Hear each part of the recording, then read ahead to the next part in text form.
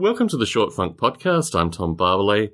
Historically, I've talked a little bit associated with politics and these short funk recordings, but now I have actually copyrighted music. I've copyrighted 5 songs, as I described in a previous short funk recording.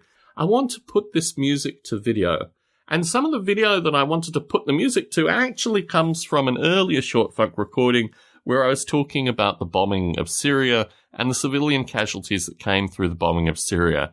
There was a site that had catalogued the civilian casualty footage, like actually the filming of going through, literally still steaming, bombed out areas where, there were bodies basically found in the dust and these kind of things.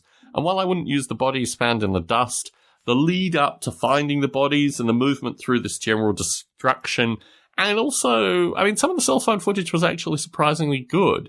These are all the kinds of things that I would like to gather together and have in a repertoire to utilize associated with music videos, in inverted commas.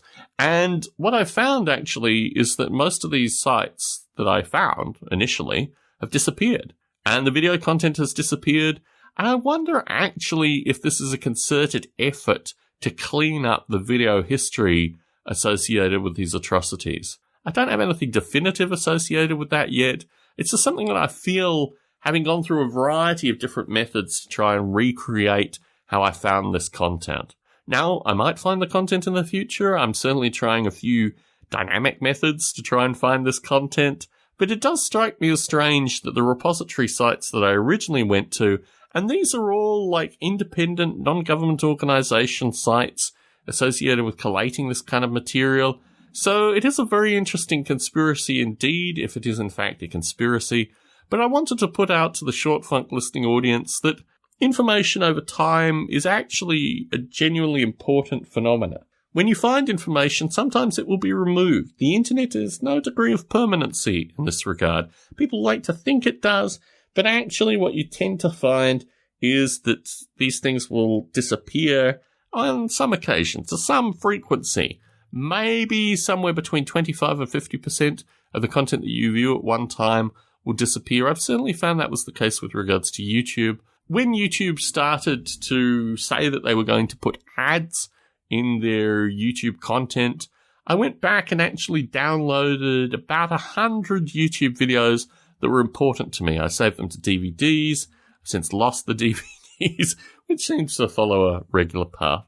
Actually, I might not have. I might have them somewhere in a DVD collection that I haven't yet explored. But when I did find this information again about 2 years from when I initially did it, it struck me as really quite interesting, the content that I was saving, the content that I thought was important and interesting at one particular time. And in this regard, you're never really going to know. You've got the Internet Archive, but the Internet Archive still, if people genuinely want the information removed, the Internet Archive will not save it. You might notice that there's actually a theme in these short funk recordings now associated with these kind of concerns. And in large part, it's just to do with my own changing thinking associated with what information is in this broader context.